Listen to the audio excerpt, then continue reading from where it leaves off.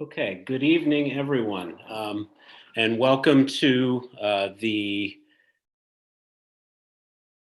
public meeting for District 10 counties, Armstrong, Butler, and Indiana County for the 2021-2024 TIP update for the Southwestern Pennsylvania Commission. This meeting does take the place of the in-person PPP meetings that we normally hold throughout for every TIP in every county in the 10 county region for the 30-day public comment period on the 2021 to 2024 draft TIP.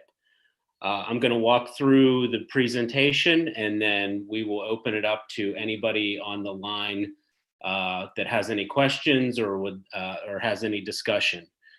This is being taped, video recorded and live broadcasted on YouTube, and it will be archived and available for viewing on the SPC website for the remainder of the public comment period.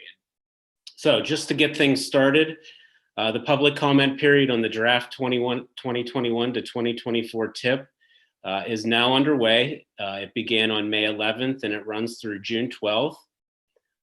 In June of 2019, the Southwestern Pennsylvania Commission adopted the region's official long-range transportation plan called Smart Moves for a Changing Region. This plan includes over $22.7 billion for the region's transportation priorities over the next 25 years. The plan prioritizes programs and projects that advance the regional vision of a world-class, safe and well-maintained integrated transportation system that provides mobility for all, enables resilient communities, and supports a globally competitive economy. Smart Moves is implemented with a series of shorter-term investment plans known as Transportation Improvement Programs, or TIPs. Each TIP, like the one that's currently out for review, is a step along that 25-year investment in our region's future. During the draft TIP period, over the next 4 years, over $5.6 billion in state, federal, and local funds will be invested to improve our region's transportation system. These informational meetings are meant to give a high-level overview of the draft TIP document, and we encourage everyone to review the documents with respect to your community. We will provide links at the end of the presentation with locations of the documents, as well as the online interactive mapping tool, an ArcGIS story map, and an area where you can leave comments on projects or the programs as a whole.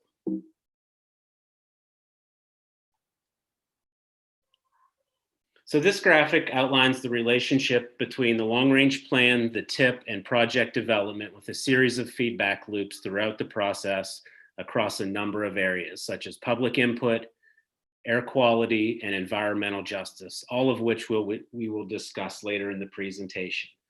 So the process begins with building a regional vision, which we did during the long-range plan update last year. Also with developing strategies to move the region forward that had helped to advance the regional vision. We prioritize those strategies, and those prioritized strategies are the foundation of the investments that are going to take place over the next 25 years in the long-range plan. And as we had said, the long-range plan's primary implementation vehicle is the Transportation Improvement Program, or short-term 4-year plan, which we were discussing this evening. And in that, it lays out all of the priorities over the next 4 years of everything that is going to receive state and federal funding through the TIP in Southwestern Pennsylvania. And with that, it leads to the project development process and then on to systems operations and maintenance. So just a high-level general TIP development process overview. The process is about 15 months long at all. It's very complex with a number of interconnected parallel tasks, which begin and end with public and stakeholder engagement. Second in the process is the TIP development work groups. We convene 3 separate work groups across our 10 county region, 1 in each PennDOT district.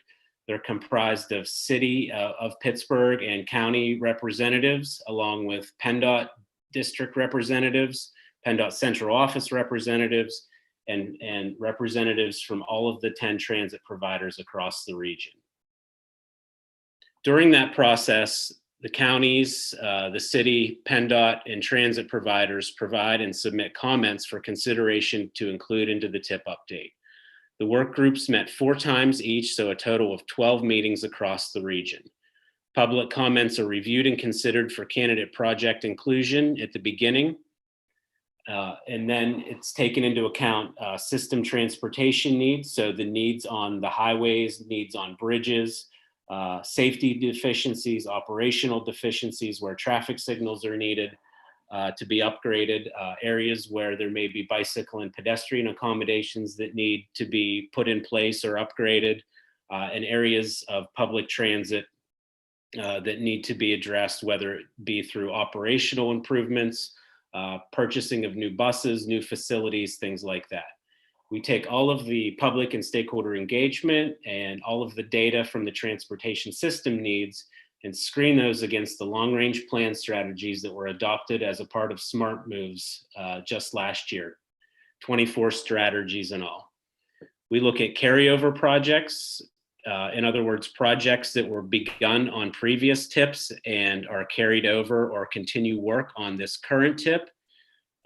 SPC holds 3 competitive funding programs utilizing federal funds that we issue calls for projects, and different municipalities, counties, cities, PennDOT, transit providers apply for these competitive funds, and they're selected via a competitive process. All of these things put together leads to a draft program of projects. Those are sent to PennDOT central office for review. That was complete this past December, so the end of December 2019.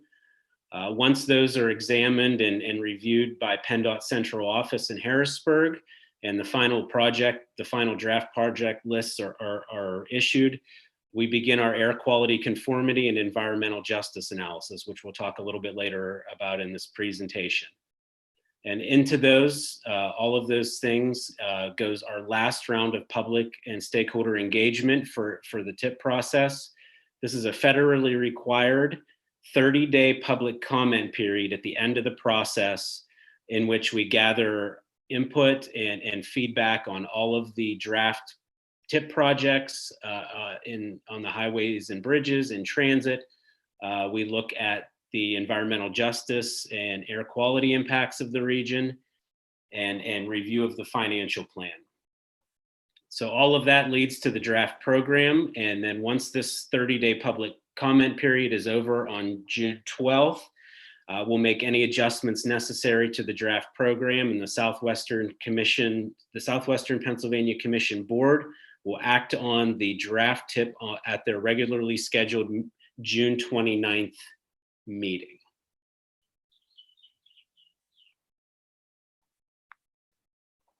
So TIP base funding, this is across the highway and bridge programs as well as the transit programs. Highway and bridge in the orange and transit in gray. As you can see, this tracks the amounts of funding coming into state and federal funding coming into the program and into Southwestern Pennsylvania over the last 6 TIP periods. As you can see there, back in 2011 and 2013, the numbers were much lower than they have been in the previous years. And then in 2015 TIP, which was developed in 2013, there was a significant spike in funding for both transit and highways and bridges. That came from the passage of Act 89, the state's latest transportation funding act. And as you can see, years after that, funding was much higher than it was previous to Act 89. Act 89 was just a tremendous boost in state funds for both transit and highways. And we would be in a lot of trouble right now if we didn't have it with us. However, as you can see in the 2021 draft TIP at the end on the right side, there's a significant drop in highway and bridge funds that put the highway and bridge TIP number just about to where it was pre-Act 89. This was due to a shifting of priorities for a type of a large funding pot of federal funds that went to be invested to the state's interstate system. The interstate system is managed in Harrisburg at the statewide level, and that investment of a large portion of funding means that MPOs such as the Southwestern Pennsylvania Commission from across the Commonwealth are receiving significantly less in federal highway funds in this draft tip than they have in years past. This tip period for our base funding, the number is about $1.25 billion in state and federal funds. That was down 20% from $1.57 billion in the 2019 program. So our national highway funds are 40% lower as a result of the funding redirection to the interstate system. Transit funding, as you can see, is pretty stable. However, that is really only for the next year or so. A provision of Act 89 that required the Pennsylvania Turnpike to pay $450 million a year to PennDOT to support public transit across the Commonwealth. That provision of Act 89 sunsets in 2022. And with that, the sunsetting of that act reduces that payment from $450 million a year to $50 million a year. And the other $400 million, as it's stated in the legislation, is to come from the vehicle sales tax or the general fund.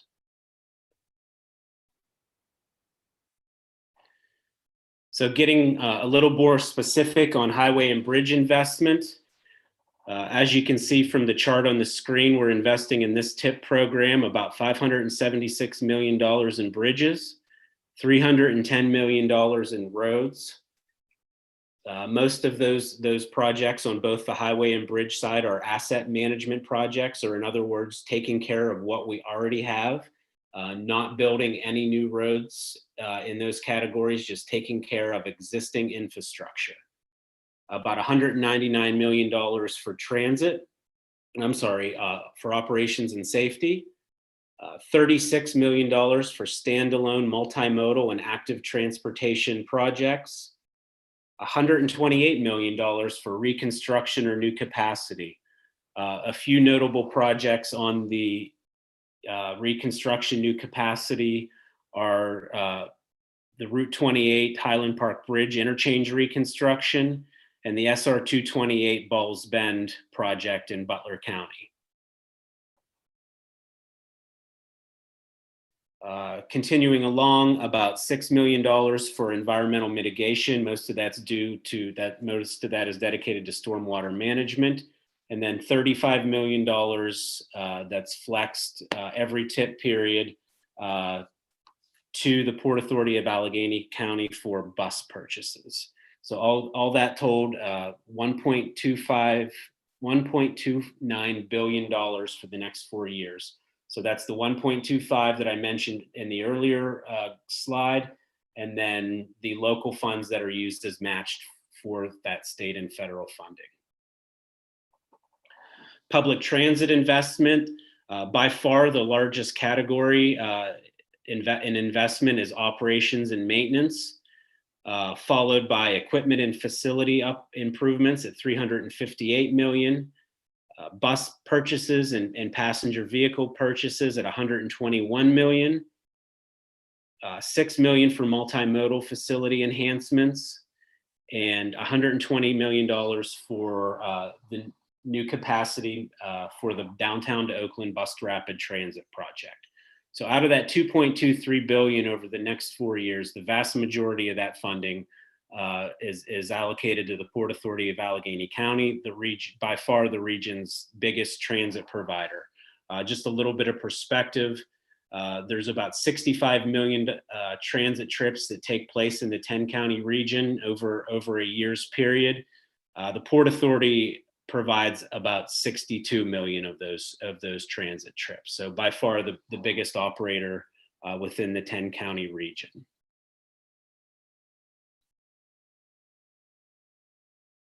One note to make about the $450 million that comes from the Pennsylvania Turnpike to PennDOT to help fund public transportation.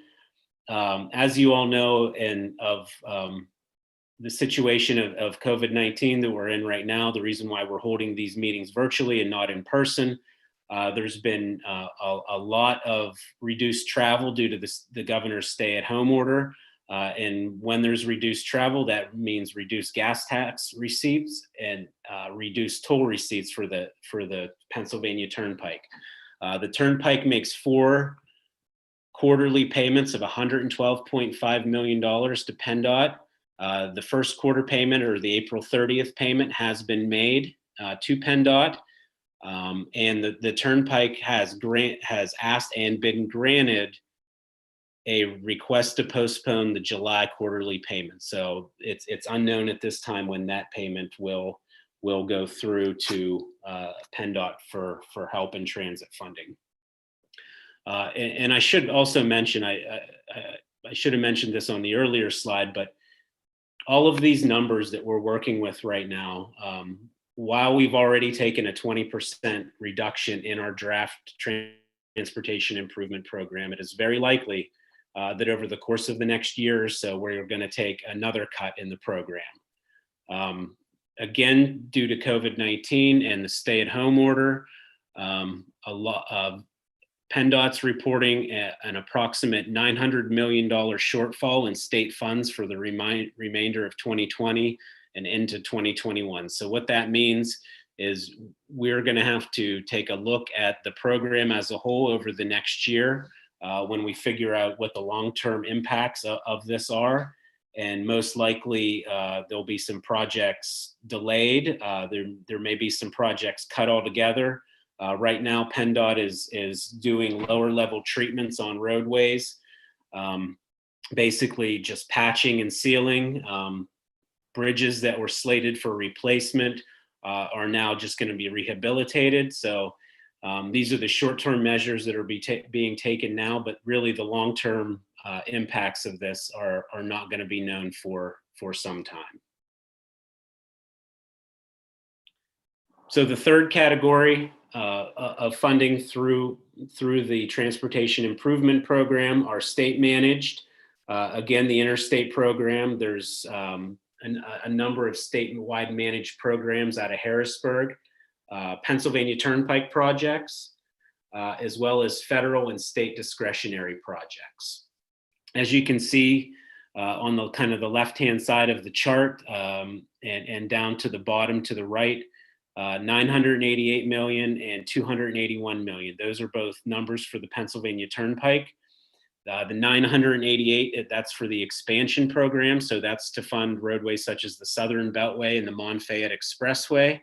And the $281 million slated from the Pennsylvania Turnpike is I-76 or mainline improvements. So improvements to the mainline I-76 Turnpike. And you'll see later on, we have one project in the District 10 area in Butler County falling under that category. Again, those are projected numbers, and the Turnpike has already reduced their 2019 to 2021 capital plan by 24% pre-COVID-19. So they're seeing dramatic reductions in traffic. Since the beginning of March, they've seen about 20 million fewer trips on the Turnpike up till now. So those numbers are very likely to be revised as well. Some of the other notable things on this is the Interstate Maintenance Program. This takes care of all of the interstates across the Commonwealth. We'll be receiving $437 million through that program for roads such as I-79, I-376, and I-70. The state managed programs, safety, transportation alternatives, which funds smaller level projects such as sidewalks and bike lanes and stormwater management. You can see those are $19 million. $266 million in PennDOT district maintenance funds. These are funds that are used by each of our PennDOT districts to patch potholes, to trim trees, to upgrade guardrails, to do other things, routine maintenance activities throughout their respective districts. We have our Spike Discretionary program that comes from the state. That's again a discretionary program that comes out of PennDOT central office. $65 million through that. Part of that is going to the interstate system, and another large part of that for projects such as Balls Bend on SR 228 in Butler County, as well as the Route 28 Highland Park Bridge. We have funding of $14 million for the City of Pittsburgh Smart Spines project. So all of that in total, just over $2.08 billion. All three of those in total, $5.6 billion projected over the next 4 years for the region. So next we want to talk about some projects, some high priority projects in each of the 3 counties in PennDOT District 10 that are moving forward over the length of this program. You can see a number of projects on US 422, including the Margaret Road intersection project. That's a high priority for Armstrong County that continues to be developed through this TIP. However, the construction phase of this project will be not begun on this TIP, but will begin on the next TIP. The Graff Bridge preservation, the US 422 bridges over Pony Farm Run Road, and the Katanning Bypass concrete preservation project. On SR 228, another major roadway and priority for Armstrong County, the Goeenville Dip Safety Improvement Project, Spaces Corner resurfacing, and a number of intelligent transportation system improvements projects along the corridor. So those are your projects that you see, your dynamic message boards that you see on a lot of the major highways throughout the region. SPC, along with Armstrong County and our partner planning organizations, the Northwest RPO and the North Central RPO, as well as Jefferson and Clarion counties, are also conducting a comprehensive corridor study of the SR 28 corridor from Katanning north to I-80 in Brookville. We're looking at making improvements along that corridor to help facilitate the movement of people and goods and to help spur economic development along that corridor. That study is just being wrapped up, and it should be done by the end of June. And the way we use those studies is when we have a study like that, in subsequent transportation programs, when funding becomes available, we use those funding, those studies as guides to determine what projects get funded in subsequent programs. So that's a very high priority for the 3 counties, as well as SPC and in our partner organizations to the north and to the central and to the north. So that'll be done at the end of June. SR 66 Forks Church resurfacing, as well as preservation and rehabilitation of the 1 1/12 Infantry Bridge and the Graff Bridge ramp. So those 2 bridges kind of overlap each other right outside of Katanning. And then SR 56, the Apollo Group bridges. SR 228 in Butler County, a number of high profile and high priority projects going on in that corridor. Widening of 228 right out in front of the Penguins and UPMC facility at the 228 I-79 interchange. We had mentioned the Balls Bend reconstruction to the east, as well as the 3 Degree Road reconstruction project. Also, that project is also continuing on this TIP, but it's another one that construction is going to be on a later program. And then finally, the Ecostown West 3R. Butler Transit is a upgrades to its multimodal facility on the program. as well as 2 high-profile projects and SR 68, the corridor operational multimodal improvements. That one is in Butler Township and Connoquenessing Township, as well as the Zelian-Opal Curve Safety Improvement Project.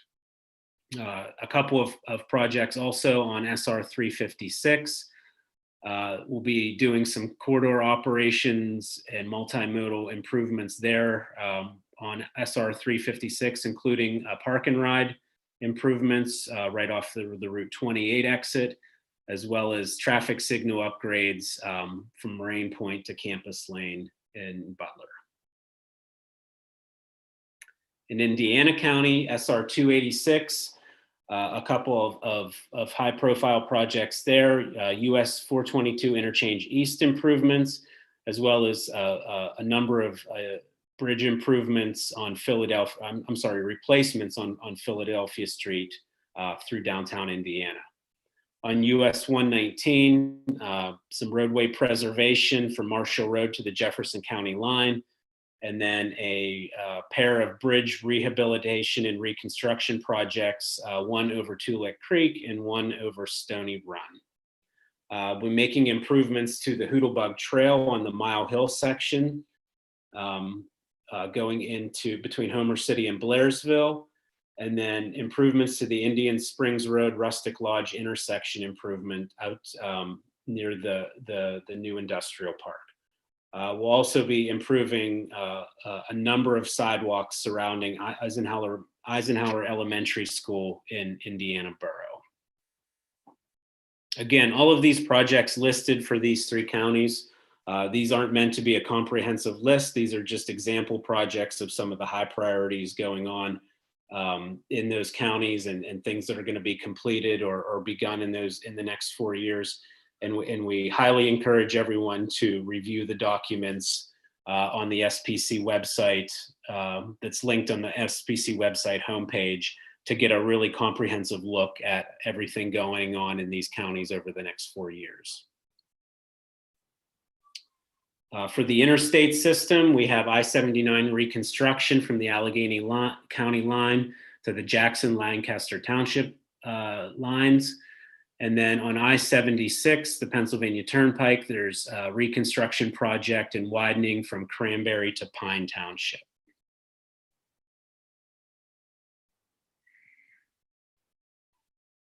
So I had mentioned earlier environmental justice analysis. This is a federal requirement that's been around since the 90s.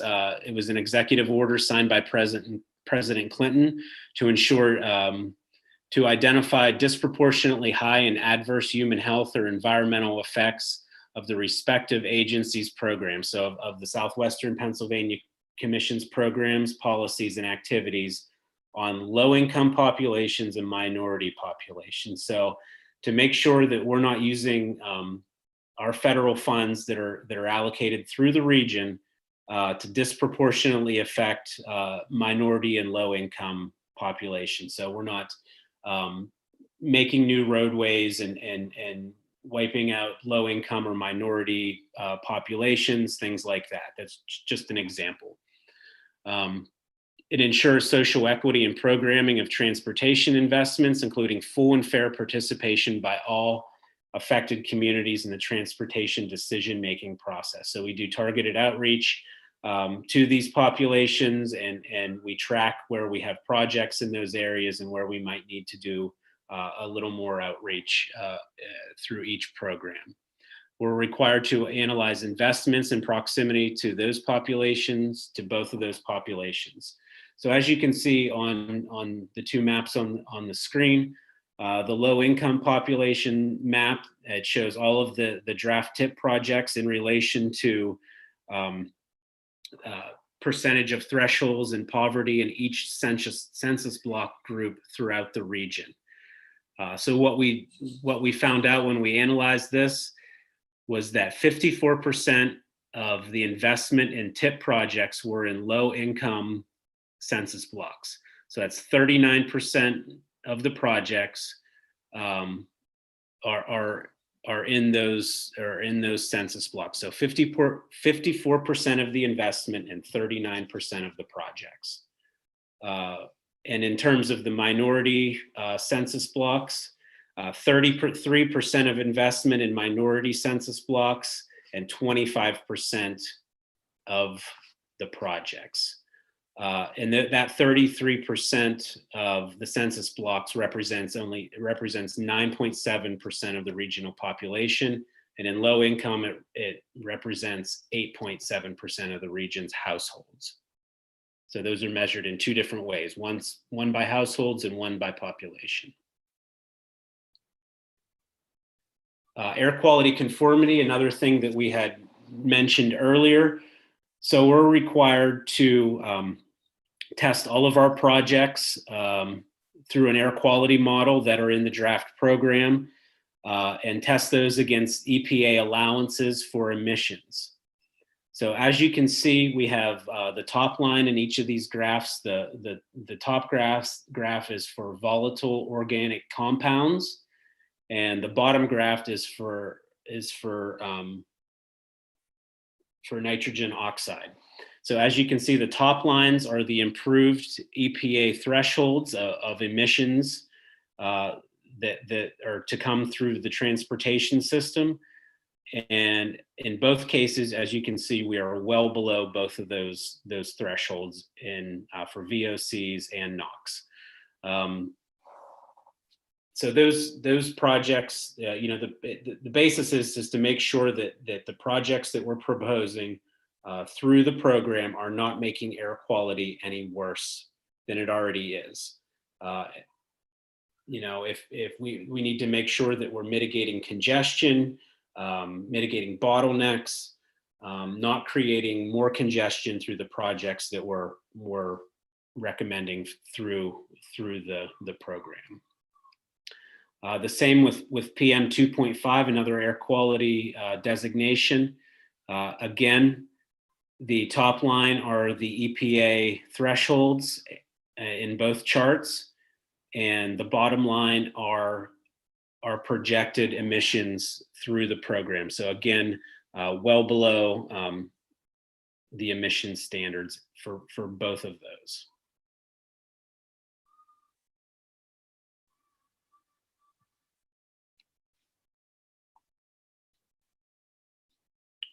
So public engagement, something we talked about being at the beginning and the end, and quite frankly, we conduct all through the TIP update and our long range plan updates, and really everything that we do.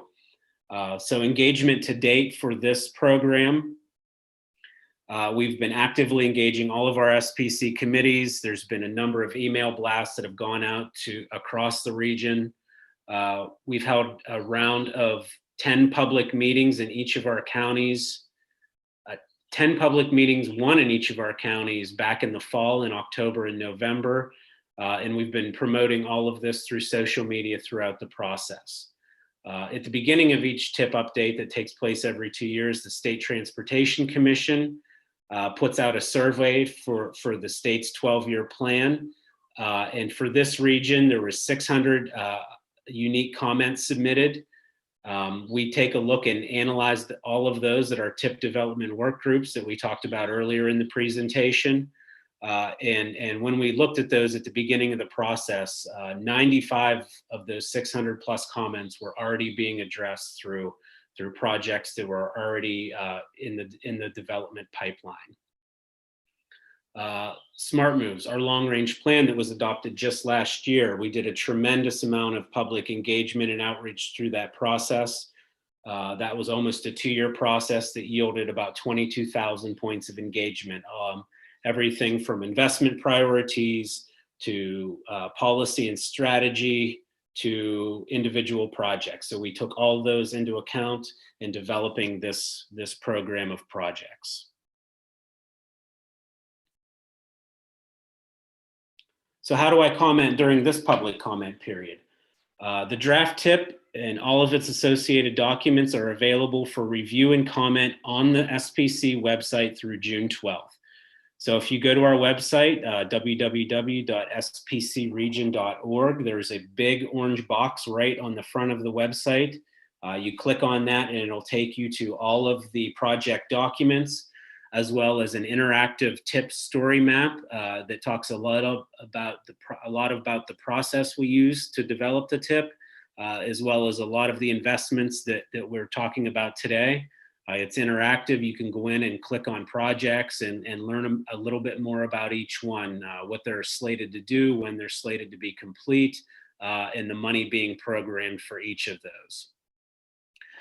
We have another tool that's linked through that web page, where again you can click on an interactive map of projects, and there's a public comment form on that map.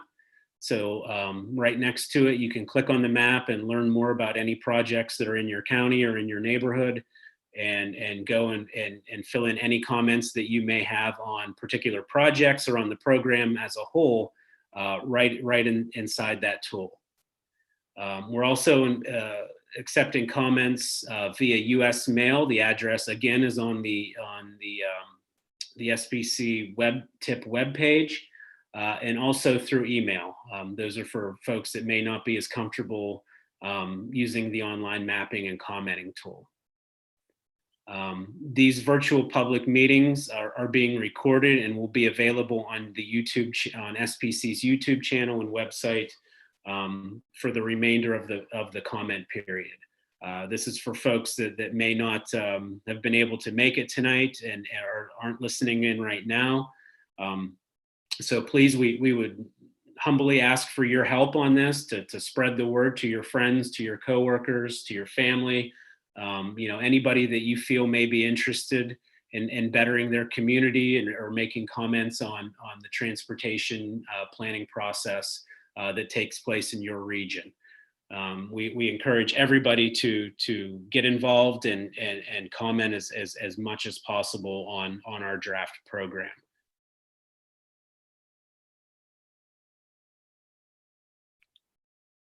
So this is the SPC website that I had mentioned just a minute ago and it'll take you to the draft tip review hub.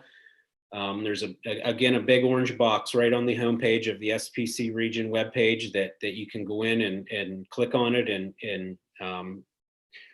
take a look at all of the information that's out for comment now. And again, we encourage everybody to do so. So with that concludes the webinar for this evening. As you can see here, we have our social media pages. If you're not following already, please do so. And we look forward to hearing from everybody. So thank you very much for listening and sharing your time with us. And we truly appreciate it, and we hope to hear from you. So thank you.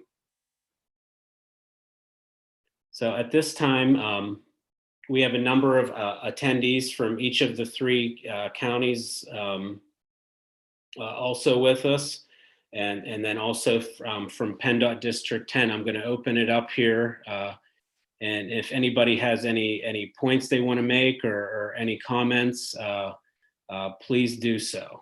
So let me just, or any discussion.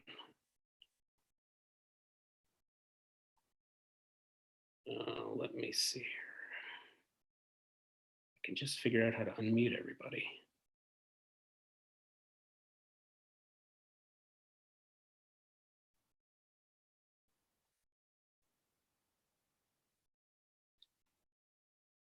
Okay.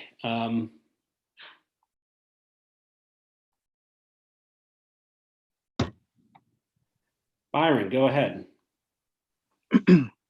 Well, good evening, Andy. Can you hear me okay? I can. Thank you. Well, as co-host of the public participation panel and also Indiana County Planning Director, I do want to take a moment to thank the staff at SPC, as well as the PennDOT district staff and fellow counties, within District 10 that have gone through the various meetings over the last year or so. And, it is complex, as you stated. Obviously, it is disappointing that the funding, that we all need to advance our collective projects simply isn't there. But I know that the effort was put forth and such. But I know in collaborating with the Indiana County Commissioners that we will likely that they will likely submit comments relative to their review of the draft tip. And but I did want to say thank you on behalf of myself as co-chair of the PPP, as well as Mark Hilliard with the Chamber of Commerce, and look forward to working with staff in the district to advance these projects moving forward. Thank you, Byron, and we really appreciate all your help and all your assistance throughout the process as well. Thank you.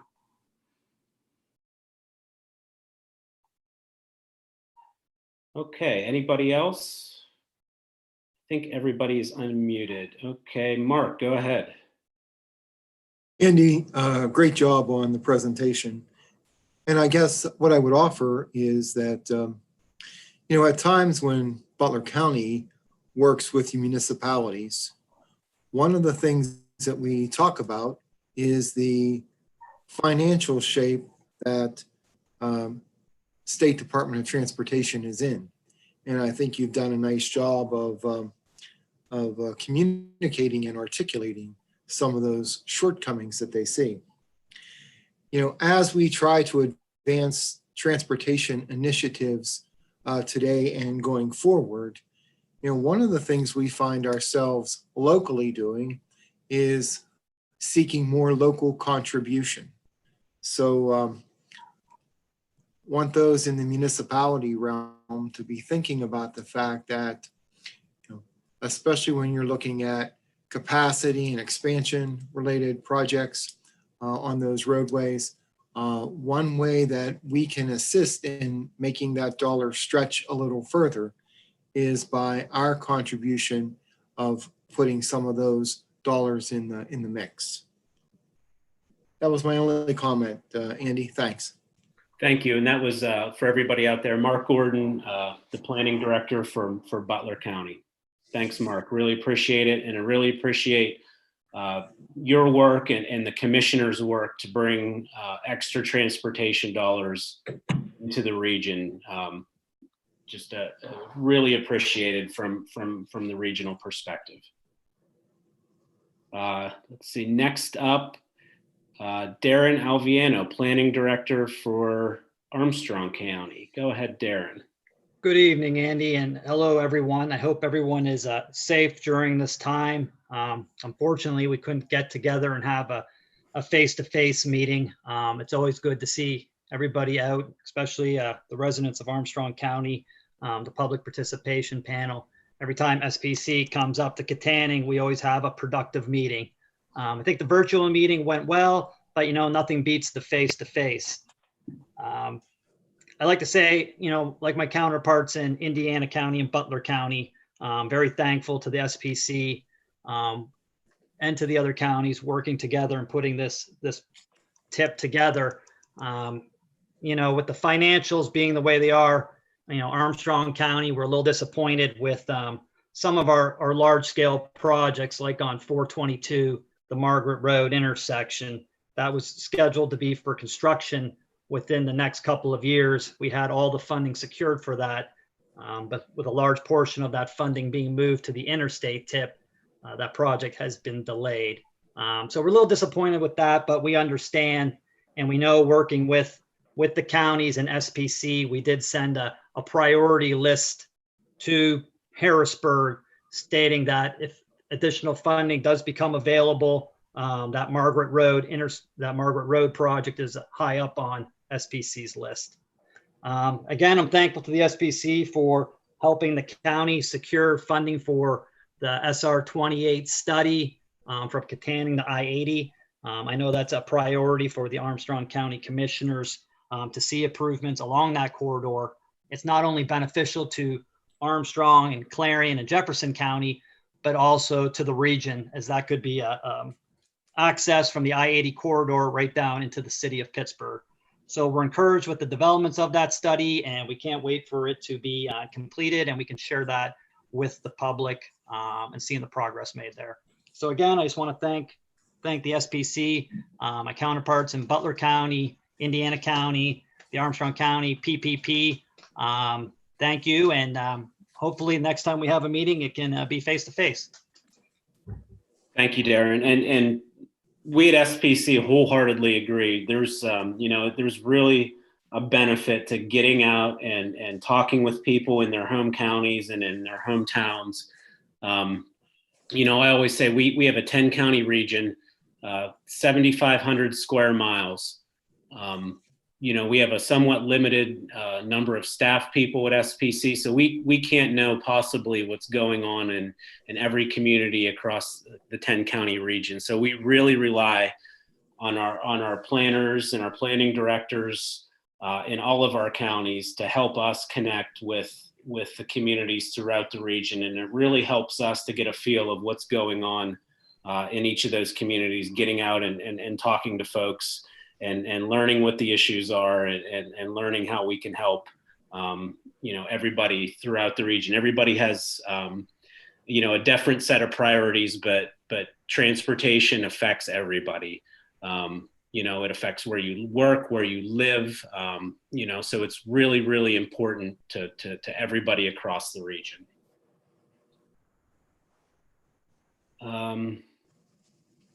Anybody else? If there's nothing else that anybody wants to discuss or to talk about, we can conclude this evening's meeting and presentation. And again, I want to thank Mark Gordon, Butler County Planning Director, Byron Stauffer, the Indiana County Planning Director, and Darren Alviano, the Armstrong County Planning Director, for all of your assistance and all of your work. And all of your coordination with us and the commissioners and each of the counties. Without your support, we couldn't do it. And without, the commissioners, just can't say enough about the commissioners from the three counties. All of their hard work in each of your respective counties and in the region as a whole is really, really appreciated by staff. Okay, so with that, I'm going to conclude the meeting for this evening. Again, thank you everybody for your time, and thank you everybody for joining us. And we hope to hear from you through one of our media outlets. Please submit comments. Tell your friends, your family, your coworkers, anybody that you feel is interested, or maybe even isn't interested that should be interested. Let them know. And again,